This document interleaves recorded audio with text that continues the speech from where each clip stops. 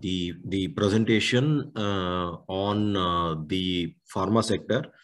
So I have tried to cover the coverage would be as under. I'll just give you a small introduction on the pharma industry per se. What are those criticalities which is going to be there? How the manufacturing process is there, and what are the things? What are the different ways of the manufacturing which has been done, or a job working which has been done? So I will also explain those scenarios which could be there. Then we will also look at a few case laws on classification, as to how there are disputes in the classification in this particular industry. We will also go through what would happen when the physician sample is been given, how it has to be treated, and what is the input tax credit. Similarly, with the replacement, promotional items, schemes, research and development, testing, losses, handling losses, quality control, batch failure, destruction, ITC on special construction, and accumulation of ITC.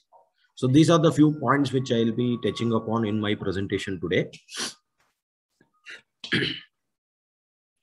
So let me start with giving an introduction. So one is that we need to be clear. There are medicines which has been there, which few medicines are exempted.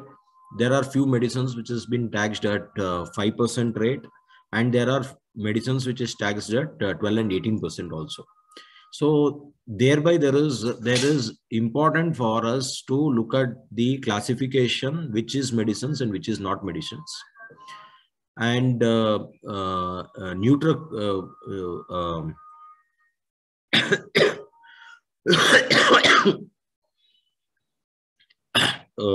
pardon me, just I'll take a break, sorry.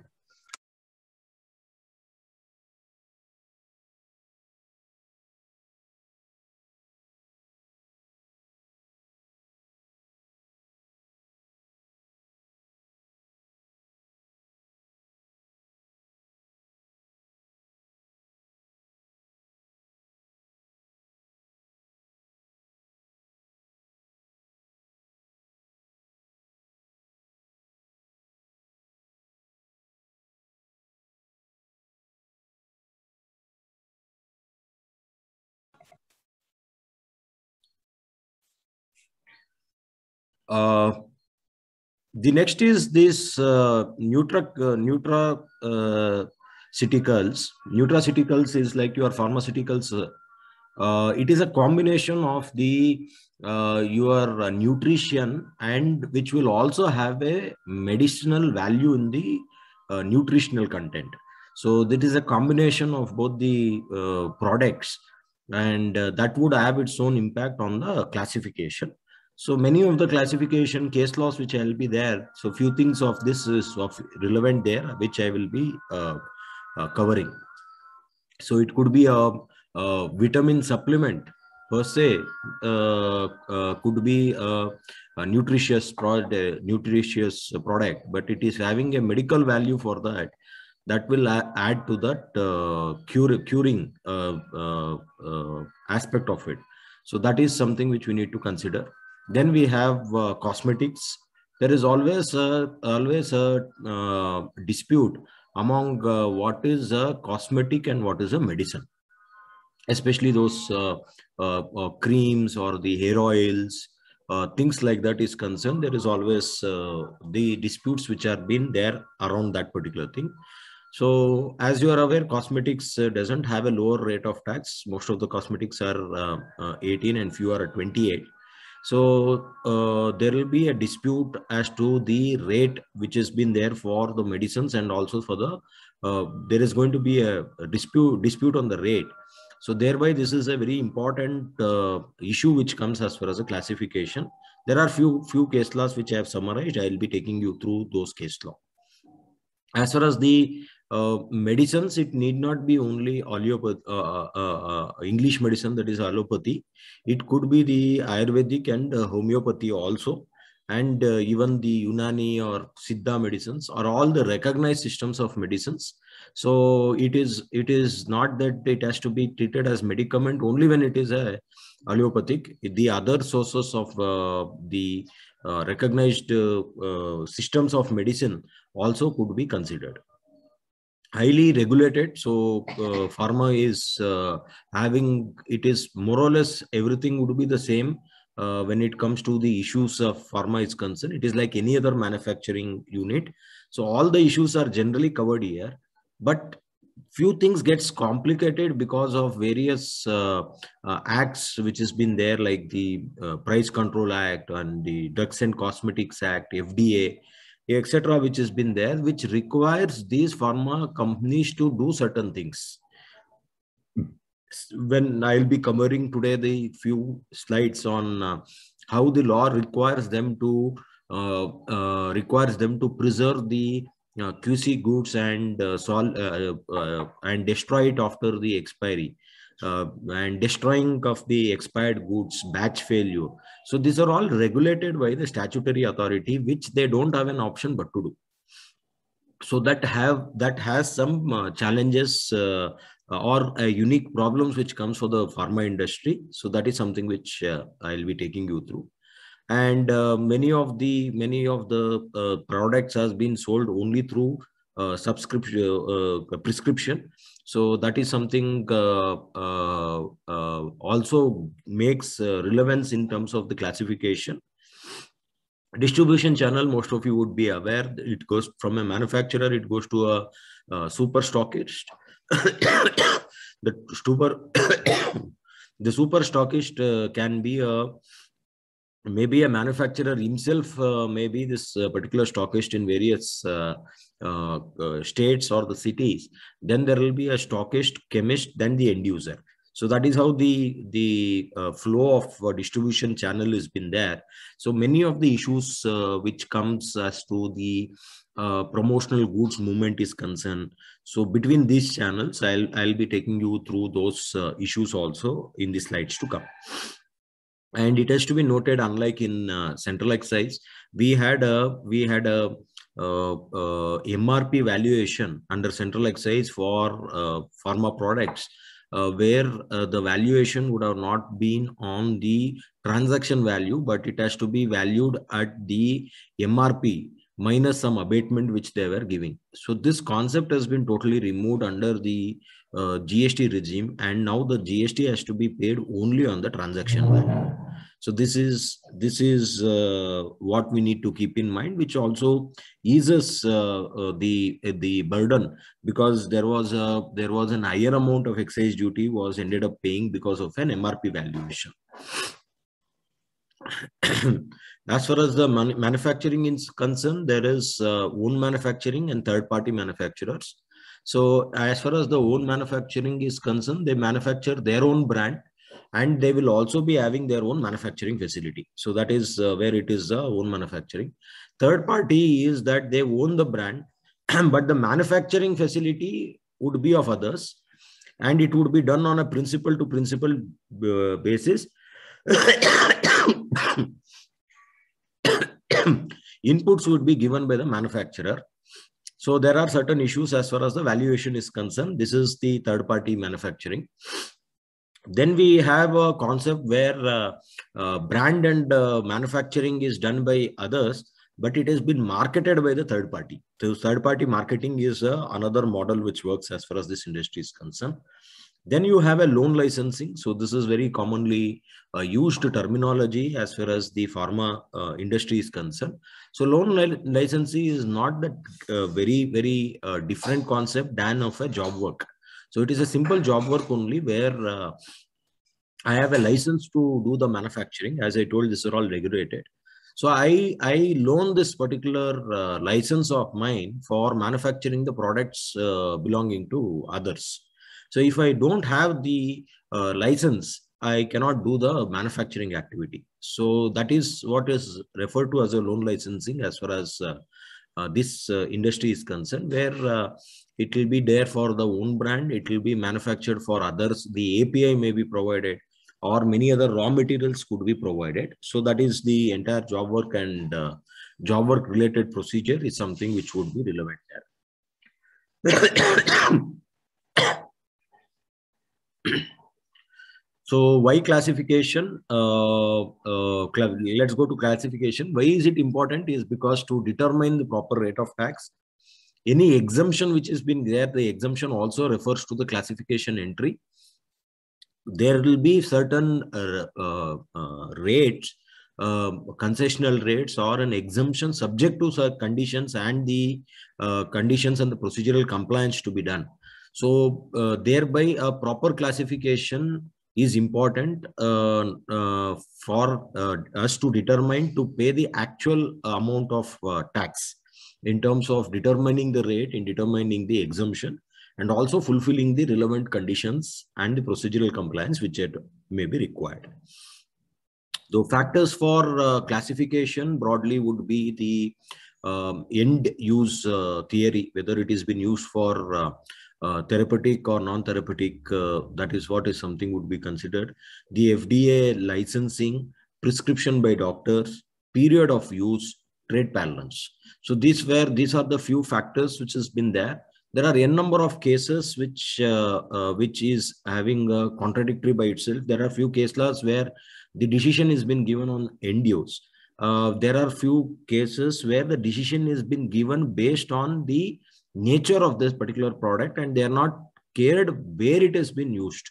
What is the end use of it has not been looked at, but they have only looked at whether this product per se, whether it is having a therapeutic value, that is something which can be cured, and thereby whether the classification has to be done as a medicine or not. There are certain case laws which has been there. So there are few case laws which I have compiled from the past experience of the central excise, and most of the cases would be relevant for the GST also, because of the reason that the HSN classification has been adopted by the HSN, which is a custom based HSN which has been there, which is equally followed under the central excise also. So these classification logics and the theory would be mostly applicable even under the GST regime. So wherever there is dispute, you could consider using the old case laws also. So in case of Global Telemall, there was an issue whether the air wash or a shampoo prepared from the Ayurvedic ingredients, and which is also having a therapeutic value, whether it can be classified as a Ayurvedic medicine. So they have told the test is can be classified as an Ayurvedic medicine. So when we are looking at an Ayurvedic medicines, there are two types of medicines which would come. One is the proprietary medicine, and another is a standard medicine. So what is the standard medicine is that it has been there in the authoritative textbooks, the Ayurvedic textbooks which has been there. So there they have given the composition of that particular product, which is a standard product, and anybody can use that particular material and manufacture the goods. So that is an pure Ayurvedic product. It also includes the proprietary Ayurvedic medicine, where the composition or how it has been made is not made public. But what are the things which is going into making this? Those ingredients should be listed in the Ayurvedic authoritative textbook. So if not this product, the output product itself is not listed, but all the raw materials or the majority of the raw materials are being listed in the Ayurvedic textbook, then that also would be considered as an Ayurvedic medicine. So this is something which you should be aware of while coming into the classification. So don't only look at the end product, whether it is listed or not, look at the raw materials getting into it. So there also you have to look at the major raw materials. It is not that every raw material should be part of the Ayurvedic textbook. They may be using a lot of fillers. That fillers may not be there at all. But the main component, the main ingredient which comes as far as the giving that curative value, if that is there in the textbook, you can classify that as an Ayurvedic medicine. Then there was this case of Swad. So many of the people would be aware of this particular product, which has been generally used for the sore throat or something. They use that. So the issue came up was this, whatever the Vicks or the Swad, which has been there, a small mouth chewer is there. So that was available everywhere. It is not only sold in the medical shop. It is sold even in the tea shop or any other places. It has been sold. So the department was arguing that because it is available everywhere, it's a generic product. It may be having some therapeutic value, but it will not become a medicine. So the Rajasthan High Court has held here, saying that no, even though it has been sold, it is irrespective where it has been sold. As long as it is having a therapeutic value, it is a medicine. It is immaterial. The channel of sale is concerned. So that is something was given as far as the Swad case was concerned. Next is that if the product primary function is care and not the cure, it will not become a medicament. So this comes in mostly the cosmetic products, where that it will enhance your personal appearance, but it may not be curing any disease or treating any medical conditions. In such case, those creams, although may be having those Ayurvedic or any other component in that, if it is the primary use is to enhance your beauty or enhance the appearance and not the curing of it, that is not the main reason of it, then that will not be called as a medicine. That will be called as the what you call the cosmetic, and the rate applicable to cosmetic should go there. Next is the Dabur India case law. So where they have told that when a product has effects of both medicine and tonic, the classification would becomes doubtful. The matter has to be referred to the drug controller. So that is where they have looked at, and they have made a reference to the drug controller. So if the drug, based on the drug controller's advice, whether it is to be treated as the medicine or otherwise, the classification has to be done is there. So that gives an idea for us as to how the drug controller is dealing with this sort of a medicines or the borderline items are concerned. So if it is having a curative value, but department still it want to bring under the cosmetic, then the department has to show that it is not a medicament. The onus to prove that it is not a medicament would be on the department and not on the manufacturing. If it is not at all having a curative value or a therapeutic value, if it is not at all there, then the onus is on the manufacturer to prove, or the whoever the supplier is there to prove whether it is a medicine or otherwise, medicaments or otherwise. So this is what this Hindustan Liver case law tells, which could be used in various litigation where the onus is to be established by the supplier. Next, you have the Amrutanjan is concerned, where the IP was used, the intellectual property was being used. They told that as long as it is having a therapeutical quality and it is usable in and is usable in the medical preparation, then it is what you call still a medicine. So this is what I was explaining, that the ingredient should be coming in the Ayurvedic textbook. So if that is been there, then also is sufficient for that to be called as a medicaments. Next, you have the Ponds Limited case law, where they have held that the petroleum jelly has a curative value and it is hence covered under the meaning of drug. So they have told that petroleum jelly is a drug.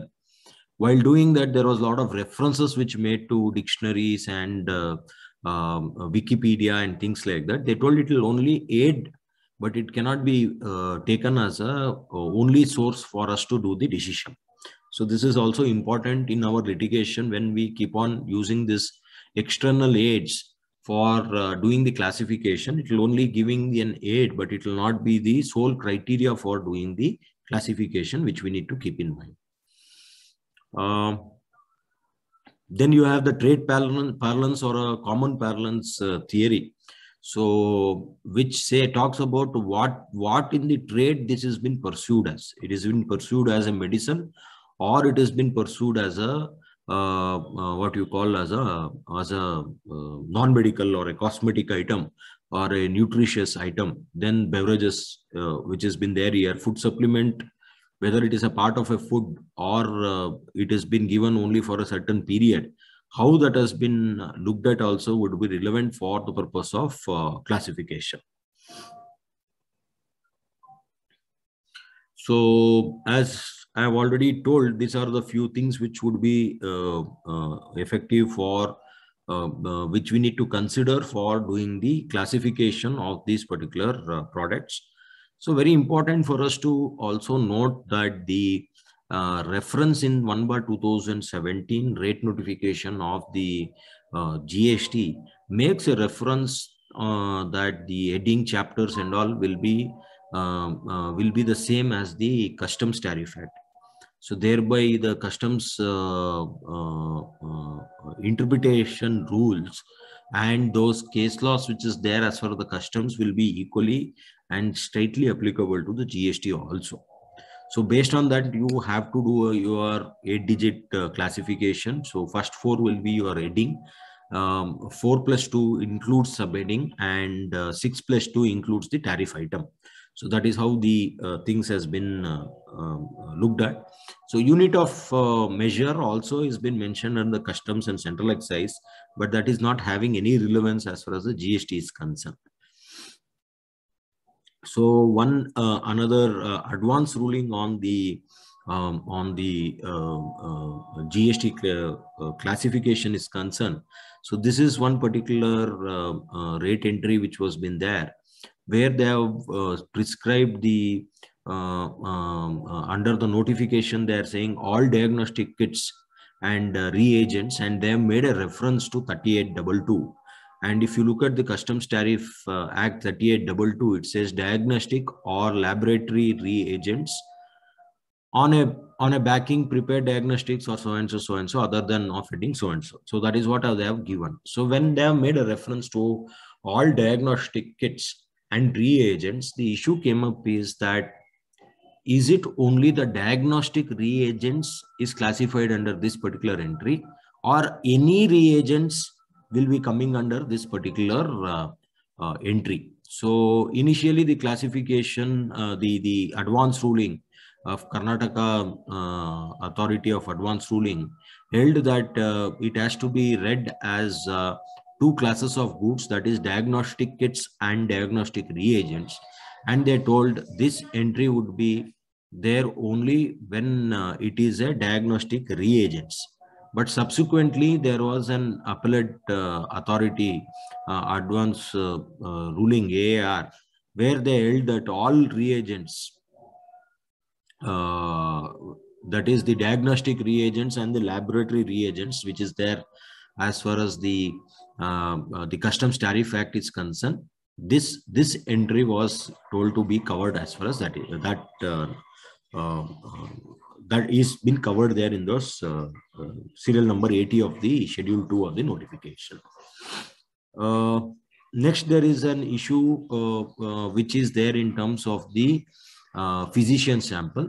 So physician sample, most of you would be aware how this pharma industry works is that they go and visit the doctors, and they also give them some samples, so that the physicians can give it to a few patients and see how it works and how happy he is, and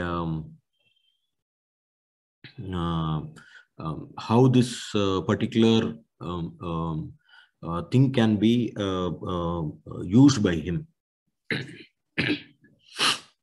So this physician sample under central excise was having a challenge, because they did not care whether it has been sold free of cost or it has been given for consideration, because there the levy was on manufacturing.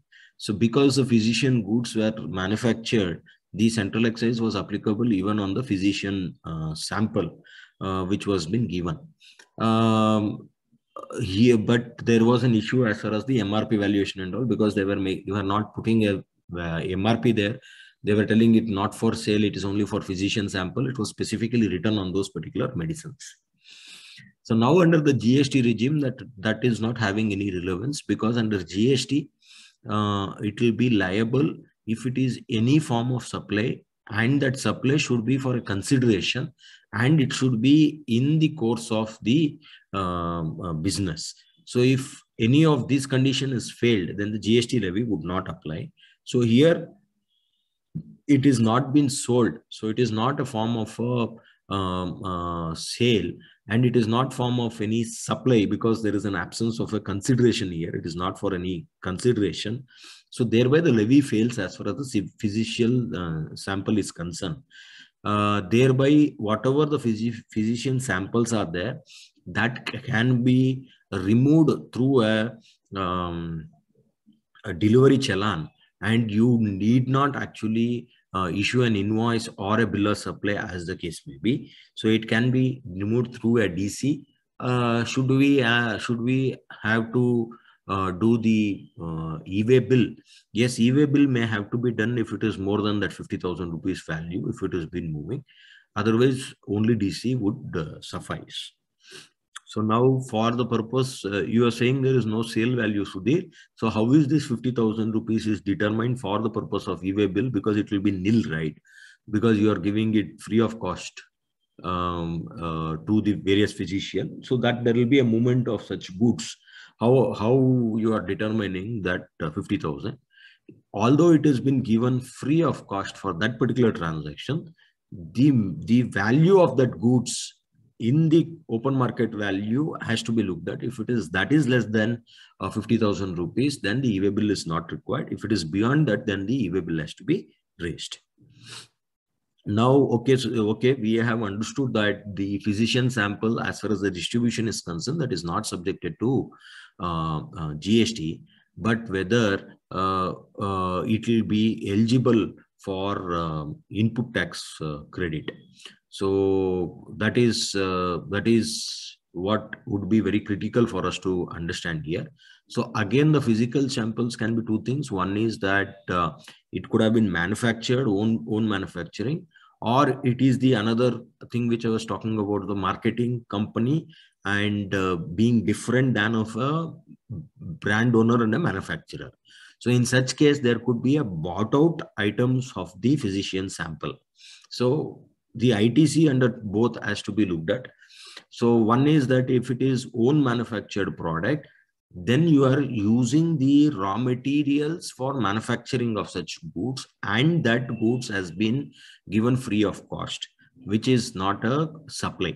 So on a strict interpretation, if you look at that, this particular goods on which the manufacture has happened and the output GST has not been suffered, you will be failing the definition of the input tax credit because it is not used in the output service.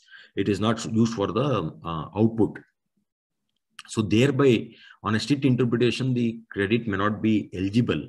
But however, if you look at how the business has been built here, is that the cost of the physician sample is also embedded in the medicine pricing, which has been given. If you look at the costing of that particular product costing, even the physician sample promotion, everything will be included. So that means to say that this product is been given free, but the GST on that has been suffered when I'm making the sale. So thereby this is in relation to business and I should be eligible for the credit. So this is a possible argument one could take for taking the credit. In my view, all the raw materials which is going into the manufacturing of such goods should be eligible for a credit. When it comes to a bought out item, there is a challenge which comes here in terms of section 17(5). Most of the people would be aware that there is a blocked credit under section 17(5) which has been given. So even though it is used for the business in the course or in the furtherance of business, you are satisfying that input tax definition. But however, if it is specifically given under section 17(5), that gets restricted. So one among the entry years talks about any goods which has been disposed as a free samples, gifts, or as free sample disposed of, you will not be eligible for taking the credit of that. So you may be hit by 17(5) when it is a bought out item, but if it is a own manufacturing item, this particular entry will not be applicable, because you are not giving away that raw material as a free sample or a gifts. You are not giving. So what you are doing with that raw material is you are putting it to the production, you are manufacturing the goods. That goods has been given free of cost, which is not subjected to GST. So thereby, this restriction would not apply for own manufactured goods, but it will be there for the bought out items. So that is on the physician sample. Then we have issues when it is there as far as the replacement is concerned. Near expiring goods and the expired goods are the two things which always goes for a replacement. So here what happens is the medicine is replaced with the medicine. So as all of you are aware, every medicine comes with an expiry date, and it is unlawful to sell the expired goods. It cannot be sold, and thereby that has to be damaged, that has to be destroyed under the various regulatory things which is there as far the pharma industry is concerned. So what a manufacturer typically does is that he will replace the stock with a fresh expiry date and bring back the old expiry goods, and he will destroy in the manner which has been prescribed. Now the question will be is that whether the GST would be applicable on those expired goods which has been there. So there is a circular which has been given here in case of 726 2018 circular. So this circular makes a specific reference of this expiry goods, how it has to be handled. So they are talking about two procedures. One is that the chemist or the distributor or whatever the supply chain which I explained. So the chemist will be giving an invoice for the expired goods, and the applicable GST would be charged on that particular expired goods, and the manufacturer will be eligible to take the credit of that. It will come back to the manufacturer. And what they say, because the manufacturer is destroying these goods and it is not used for the further supply on which the GST is there, on this goods with the manufacturer is there, he will not be eligible for the credit. So thereby the chemist will be making good. The GST will be collected by the manufacturer through the distributor or whatever it is. He will be made good, but the manufacturer will end up taking this particular thing as a loss.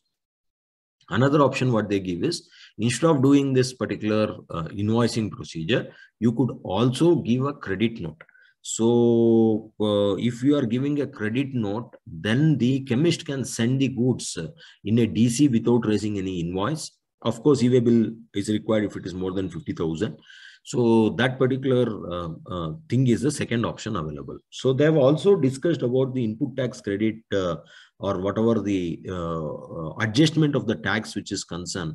So what they have told that you will there is no time limit for issuing of a credit note, but there is a time limit for the adjustment of the tax. So thereby you give a commercial credit note and get it. And if it is within that prescribed period, that is the 30th September of the next financial year, then the credit note also can be issued and the tax adjustment on the originally paid tax can be made. So that is what they have told. But the circular also says that you will not be eligible for the manufacturer will not be eligible to the extent of the inputs which was used in the manufacturing of this expired goods, which is getting destroyed. So I am of the view that it is all part of the business activity, unless it is specifically restricted under 17(5), that is only giving away as free samples is there. So thereby you should be eligible for taking the input tax credit, although the circular says you are not eligible for taking the input tax credit. But when it has been sold by the chemist back to the manufacturer, that is a supply, and the GST is charged on that, that goods GST which has been charged, that input will not be eligible because it has been hitting by 17.5, because it has been disposed of without paying the GST. So that is something which is very critical here. And when the expiry of the goods is there, there is an additional loss of the GST is also happening. So this is about the replacement of the goods, mainly for the destroyed or the what you call the destroyed goods or damaged goods or the expired goods. Next is the promotional items. So most of you would be aware. One is a physician sample. Another is that they also give some promotional items to doctors, distributor, but not to the end user. They give various things, say maybe a bag, laptop bag, or various other things which they keep on giving to this item for promotion purpose. So the circular has been issued as far as this is concerned, 92/11/2019, where they talk about if it is no supply, then since there is no supply, there will be no consideration. Since there is no consideration, it will not be treated as a supply. So that is what has been told as far as this circular is concerned. However, whether you will be eligible for the input tax credit, again 17.5 is going to it, because you are giving it as a gift or whatever free samples or gifts which has been given, you will not be eligible for the credit, is one thought process. Another thought process where the people are defending these, that it is not a gift. Gift is then when you are not expecting anything and you are giving it out of your own gratitude, that is called as a gift. Say for example, we gift on a birthday to one of our friends or somebody or our relative, close relative, and we give it as a gift. It is not with any business intention. It is only based on the love and affection and the gratitude. A gift is been given. But is this a gift which has been given to a doctor? Why that gratitude should be there for a doctor? Unless until there is a social obligation of recognizing all doctors, it is otherwise. Here there is a vested interest of getting the business out of the doctors or the distributor or the chemist, as the case may be. So thereby, can I call it is not a gift, and thereby my 17.5 will not be attracted and the input tax credit can be claimed. Is a thought process which is there, which has a substance in this. We need to judicially test this particular view for eligibility of the input tax credit.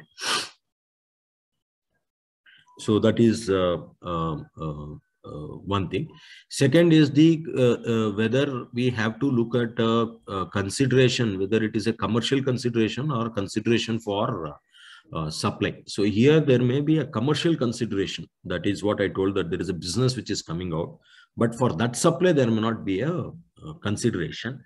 So again, these promotional items, everything will be embedded in the cost of the medicines which has been sold. So that is something also would be relevant for us to argue for taking the credit. And many cases, there will be a lot of schemes which will be given for the distributors and also for the chemist or the retailer, which will be more of a volume discount or an additional quantity, the volume discount in the nature of additional quantity. So what they do is they, instead of giving a 10% discount, they will give a free item. You take 10, I will give another one product free. So this is also discussed in the previous circular, which I talked about, where they told that there is a two supplies which is happening, where they talk about buy one, get one free. So when this free item is there, it is not actually free. It is for a single consideration. Both the products has been sold, and thereby GST need not be paid on that free supply. Whatever is the product which you are selling, the base product on which you are paying GST, that would suffice. So that is something which has been given under circular. So that is something which can be used here. So if it is given as a discount, there is no problem, because 15.3 specifically allows for a deduction in the value in the form of discount. So that is also something could be considered.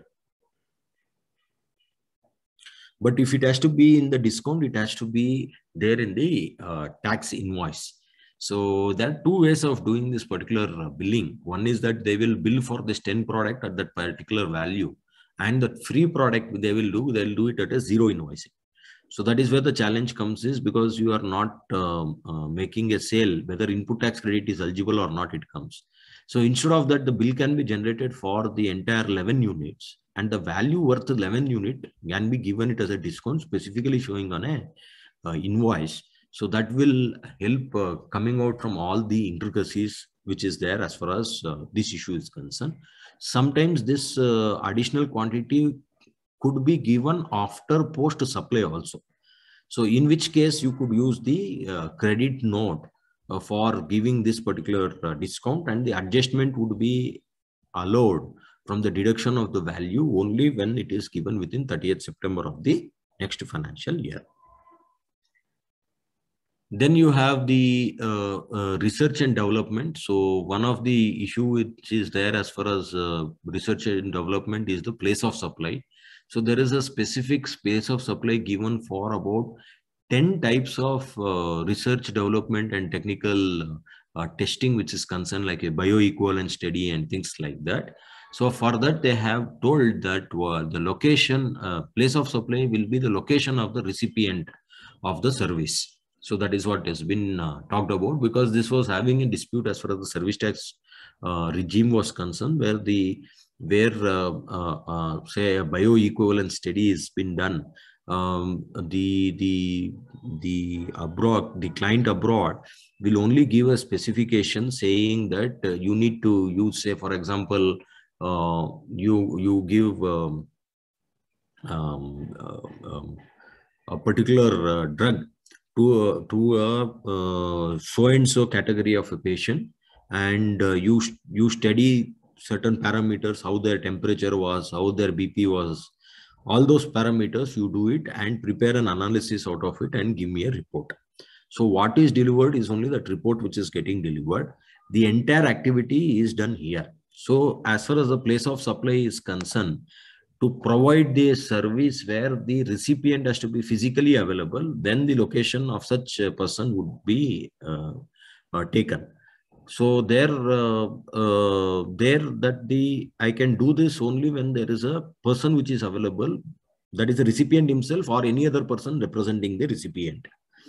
So here this particular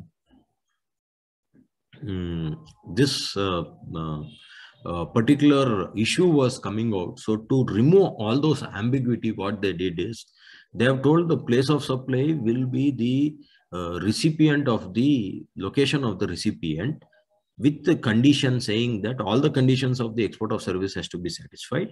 Then there also says the supply of service from a taxable territories are provided as per the contract between the service provider located in the taxable territory, that is in India, and recipient should be located in a non-taxable territory. So if a recipient contracting entity also should be outside, then in such case, the place of supply will be the location of the recipient, mostly applicable for the cross-border transaction. And thereby it will be treated as an export and no GST to be paid when the place of supply is outside. Then the outcome of R&D transferred to others, that becomes a service. So only that outcome has been transferred. R&D form own part of the business activity. So if the R&D is there as far as the own business activity is concerned, so that will be eligible for the input tax credit, because this is all business related expenditure. Because it says not only for the in the course of business, they also make a reference to in the furtherance of a business. So I am incurring a lot of this expenditure on R&D for my furtherance of a business, future product or a future business which is going to come. So thereby it will be eligible for taking the credit on all these items. But many of the cases where the pharma company are facing the issues are that they will be having this R&D as a separate unit, which has been located in a different location. It could be within the state where they have a registration, or it could be a state where they don't have a registration.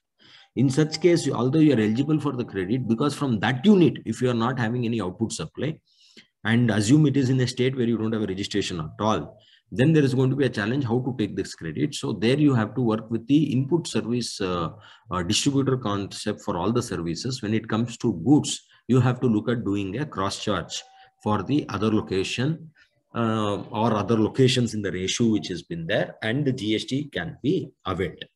If it is in the same state where you already have a registration, it is easy to add this particular R&D unit also as an additional place of business, so that this NVAT credit can be taken even if it is used there. Then is analytical testing. It will be the same place of issue which I have told about as far as the R&D is concerned. That applies here also. So analytical testing sometimes will be done by the external agency. So that for the purpose of that analytical testing, the goods would be removed for the purpose of testing. So that would not be subjected to GST. Input tax credit would be eligible either done in-house or through an external agency, because that is all related to business expenditure. It is not giving away free or whatever it is. So it will be eligible for, it's a part of the manufacturing activity, and it will be eligible for input tax credit. Another thing is that when there is a goods lost or destroyed in the testing, there are few process of testing which is a destructive testing, and when it has been tested, the product would have been destroyed, or it would have not at all been there available. So in such case, whether you will be eligible for the credit, yes, ITC will still be eligible even the goods is not coming back. So I'm telling there are two scenarios. I send a particular product A, it gets tested, and the product A will come back to my premises. So there is no challenge at all here, because it is nothing is going there. I will send it through a challan and get it back through a challan.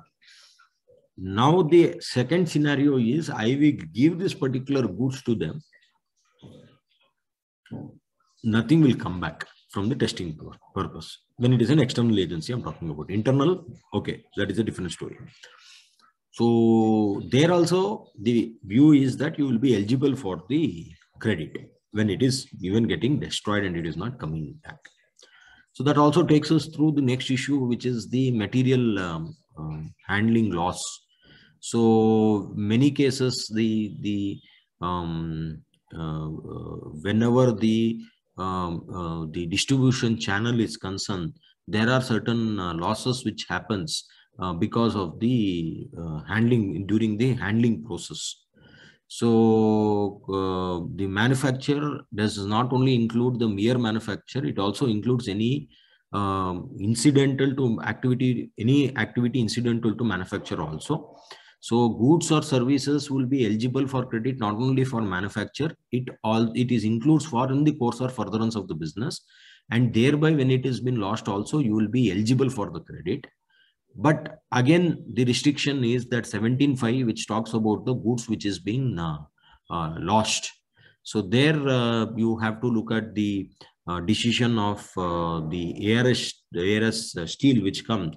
So if it is a normal loss during the course of the manufacturing, you should be eligible for the credit, is what they have talked about.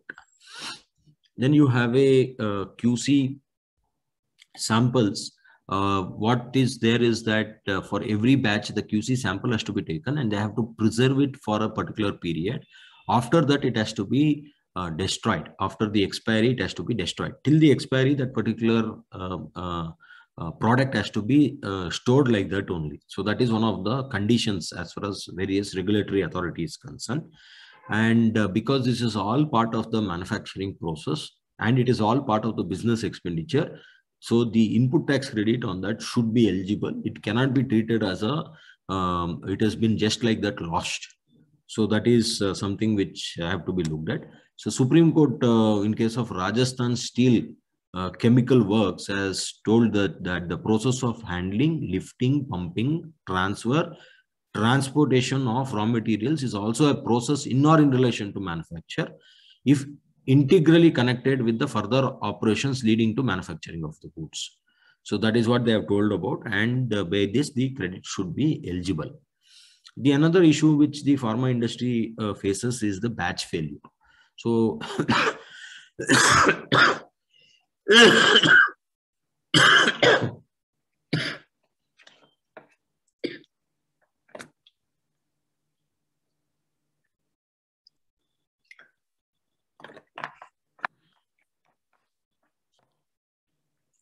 excuse me. So the batch is not coming as per the quantity, the required QC is concerned. The entire batch has to be destroyed if it has been failed. So that cannot be used. So when it has been destroyed, whether again eligibility of credit is there.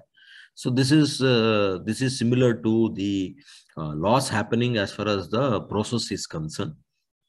So thereby that entire amount should also be eligible for the credit, because it's all in the part of the business or the manufacturing process. So there is a decision of Multimetals Limited where it tells where it was observed that the manufacturing loss forms part of the raw material used in the manufacturing, though not reflected in the final product. So it need not be the final product which has been reflected. So it is used in the production, thereby you will be eligible for the credit. One is a batch failure, what it has been destroyed due to the natural calamity. There are few chemicals where if there is a huge humidity, it may destroy or it may not be usable, or there is a rains or any other natural calamities which is happening. So if that has been destroyed, whether the credit can be taken. In case of Chandigarh Petro Form Private Limited, they have told that credit is eligible, it cannot be denied. Same was in Inchem Electronic also, where the fire accident happened, and they still told that because it was issued to production, once it is issued to the manufacturing, you will be eligible for the credit what they have talked about. Of course, year 17.5 is there, which also has to be looked at, which was not there as far as the GST regime is concerned. Then where the inputs are destroyed after the same is being put to use in the business, then no need to reverse the input tax credit. Where the finished goods are destroyed, then also there is no need to reverse the input tax credit, which is because it is used in the manufacturing of the goods already put to use. Where inputs are destroyed before the same is put to use, then also input tax credit, in absence of any specific ITC may not be required to be reversed. No specific provision. Because there is no specific provision, there also you will be eligible to take the credit, is something could be looked at. Then you have ITC on some special constructions which has been there. So there is a state-of-art manufacturing which is there. There is some special civil construction, etc. may be there. So this is one of the case of income tax where there was a bunds which was been formed. All that they told, if it is been used for the sorry, this is not an income tax case. This is the GST only case where they told you will be eligible for the credit as long as it was coming within the meaning of plant and machinery. And in this case, it was used for the exports. They told if it is used for exports and it is coming within the plant and machinery, it should be not denied, it should be eligible. So it is not only export, even if you are paying GST on the products, then also that should be eligible. But that is in the end product, the GST has been paid. In an income tax case law, where they have told that there was a air conditioning dect which was there, which was not a part of the plant and equipment, but it was part of the cold storage unit which was there. And there they allowed an year depreciation of 15%. So similar thing can be taken as far as the GST is also concerned. So don't look at only that particular unit. You also have to look at the entire connected structure also as a part of the plant and machinery, and the GST should be eligible on that. So accumulation of ITC, there are a number of products where the output is at 5%, but the inputs are at 12 and 18. So that will amount into a accumulation of the credit, and that can be claimed as a refund while applying apply a specific refund under the what you call the inverted duty structure. So that is what could be looked at. So I think this completes my presentation as far as the GST issues as far as the pharma industry is concerned. I am now open for questions. Sir, we have one question in the Q&A box, sir. One product issued, Mr. J. Mehta is asking this question. One product issued free with main product. Free product is ancillary of the main product, but the price of free product is not included in the main product's price. In this case, should ITC of free product be reduced under section 17.5H? Actually, although Mr. J. Mehta is saying that the pricing of the free product is not included in the main product, it is not right. What is free? Free is that the auxiliary product has to be given without even buying the main product. That is when it is free. Here, if you are giving auxiliary product only because he is buying the main product, then it is not right for us to tell that the price is not included in the main product. That is what the circular says. Forget about it. There are two supplies for one integrated consideration which is there. On that consideration, you pay a GST. So that is what they say. So from the valuation, that is what you have to look at. It will not come under section 17.5H also, because it is used in the business. It is in the business. It is not been given as a free gifts as otherwise. As I told you, that gift interpretation is it should be a gratuitous thing without any business advantage. Here, if there is a business advantage which has been there, it should be eligible for credit. So that is my view. So there's a second question from another participant, sir. Whether promotional items distributed free to distributors or doctors, can the same come under the purview of permanent transfer of business assets where ITC is availed? Where it is been given as a free to distribute, this is coming where there is a schedule 1 item where they're saying if there is a permanent transfer of a business asset, then and if on that asset, if you have taken input tax credit, then it is a deemed supply and the GST has to be paid on the outward. So he says that if we am not reversing the credit, I am keeping the credit as is, will that not be subjected for payment of GST? So that is the question which has been asked. So it's a quite tricky position which has been there. Here, what we have to look at is whether there is a permanent transfer of a business asset. What is the meaning of business asset is not very clear.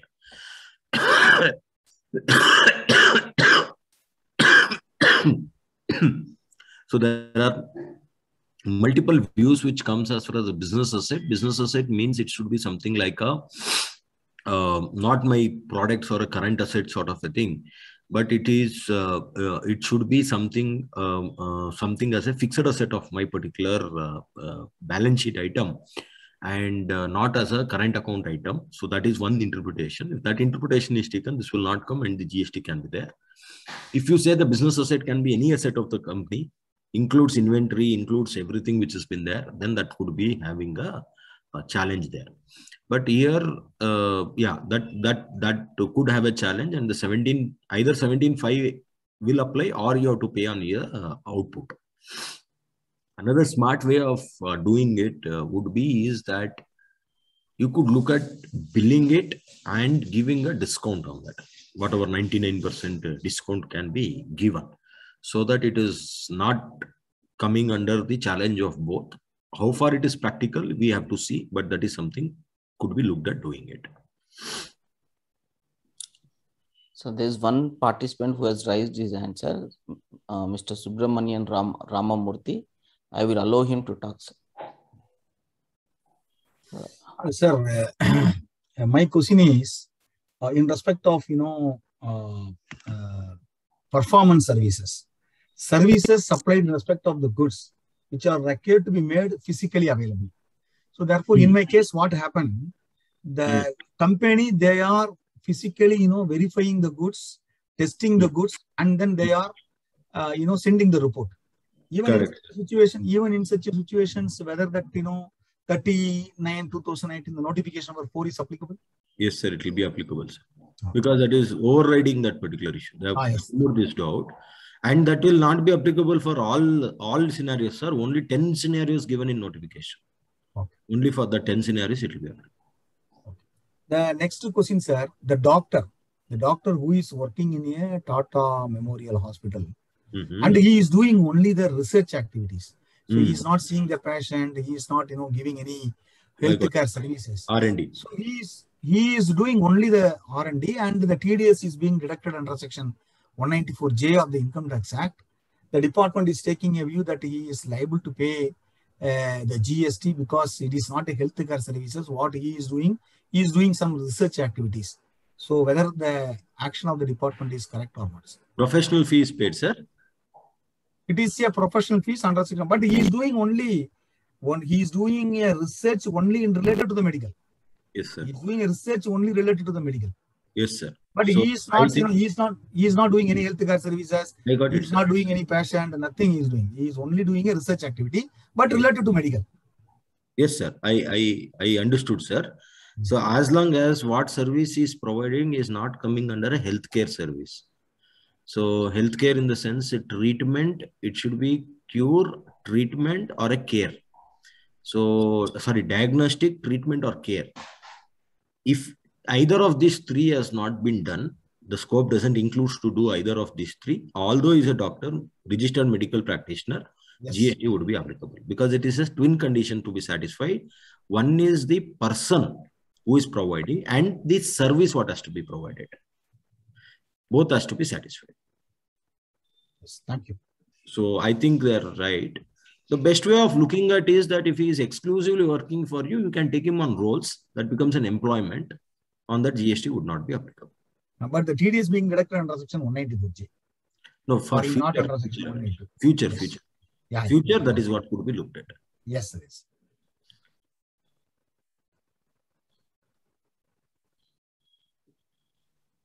So there's one more question from Naishadam Chandrasekhar, sir. Sir, you can talk now, sir. Hello, Andy. Sudhir garu. Namaskaram, Andy. Good evening, first of all. Sudhir garu. Namaste, sir. Bonar, sir. Bonar, Andy. Japan, sir, my question is on expired stocks, Andy. Can you talk in English? Sorry for talking in Telugu. No problem. I used to do internal audit for an hospital, sir, in Hyderabad. Okay, sir. It was under service tax regime. We all know that hospital is out of service tax, erstwhile service tax. Right now, it is out of GST. But in the hospital industry, yes, on sir, the sale of medicines at the pharma counter, there used to be VAT earlier. Now also GST is there. GST is also applicable, sir. Correct. Outpatient. When I used to do the audit of the hospital industry, quite a few expired stocks which were unearthed during our audit verification, either by the management or by the audit team. Correct. They were separated apart, and as the Drug Council Authority of India, there is a specific procedure for destroying the goods. What we should they were only doing destroying, sir. Generally, they will send it to manufacturer for destruction. They will not do. Yeah, it will go. They are only doing. Yeah. See, sir, I'm talking of for few injections and for few injections at the hospital. What they used to do is they used to inform the Drug Council Authority people. They used to come under their supervision. They used to dig the land, pour all the injections into the soil, and then clean it. Correct. That was the methods. Even for tablets, to smash it. Yes, yes. Go ahead, sir. Yes. This is the procedure. Now my question is, they used to pay the VAT, sir, or whatever stocks which have been destroyed due to expiry Mm. in the old regime. Correct. In the current regime also, now I'm not doing the audit of that hospital, sir. My question is, what is the proper treatment, sir? I was unsure about that. The question will be... Sir, as far as supply is concerned, because there is no what you call consideration for it, it will not be treated as a levy. At the same time, as the other participants has raised an issue, that there is one schedule 1 which says that if it is a business asset which is getting permanently transferred, in this case destroyed or whatever it is, on which ITC has been taken, then the levy may come. So that is something which could be disputed. In your case, it's more thing saying that it is not even a transfer of permanently, asset transfer permanent, it is destroyed. Okay, na? Yes. From into input tax credit point of view, where they say that you will not be eligible for the input tax credit which has been lost. Okay. Or given as a free gifts or a sample. Okay. Destroyed. Okay. So to that extent, there may be issue in terms of giving the input tax credit on this is concerned. Okay. Yeah. So I understand that in spite of paying tax on the destroyed stocks, you will say the water input credit has been taken on the inputs. It has to be reversed back. Here input is that goods only, sir, which you are destroying. Yes. It is not a manufacturing, unlike manufacturing. Yes. So what I was explaining in my talk was that for a manufacturer... No, this is for the hospital, sir. This is for the hospital purchase. For manufacturer, there may be a chance to argue saying that the raw material I am not disposing it of. I'm manufacturing it and the manufactured thing has been destroyed. Okay. So thereby I will take a credit. He has a better chance. In this hospital itself, that is the chemist here. Yes. Pharma company. Yes. So that to that extent, there will be the challenge, sir. It's broadly, we can try for credit, but it will be disputed. Thank you, Mr. Chandrasekhar. Yes. This is the question. Thank you. So we have 2 more questions, sir, in the Q&A box. One is again from Mr. Jai Mehta, sir. Ours is a diagnostic equipment industry. The GST rate is 12%. Now, due to technological upgradation, the diagnostics will be done through a mobile app. The app is registered as diagnostic equipment with CDSCO, but app is a service. What should be the GST rate of app? 12% or 18%? Mr. Jai Mehta, can you ask him to speak, because yes, sir. I'll allow him to talk, sir. Yeah.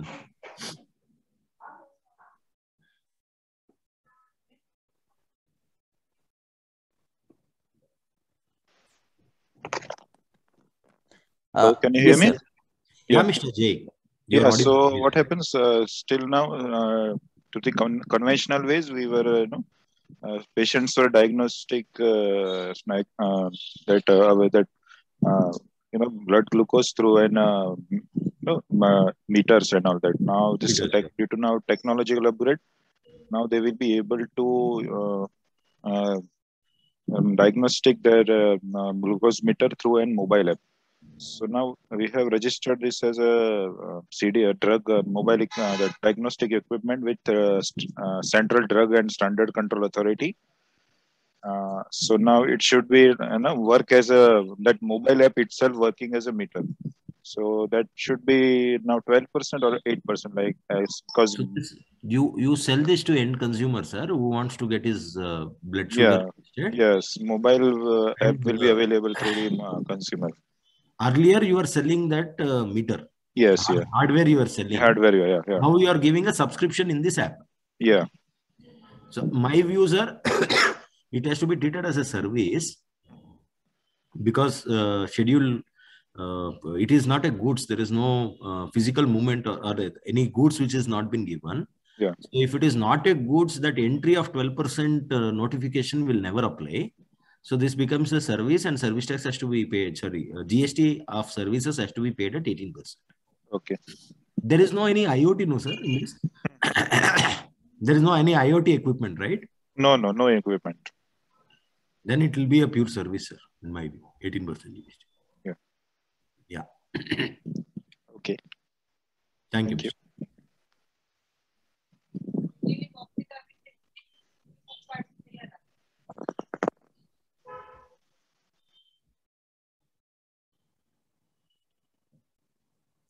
There is another question in the chat box by Mr. Sandesh. He's saying the product registration expenses is paid to foreign authority. Whether liable for reverse charge mechanism is what he's asking. Yes, it would be liable for under reverse charge mechanism. Because most of this thing will come under recipient category. You are a recipient being here in India. It will come under RCM. Okay.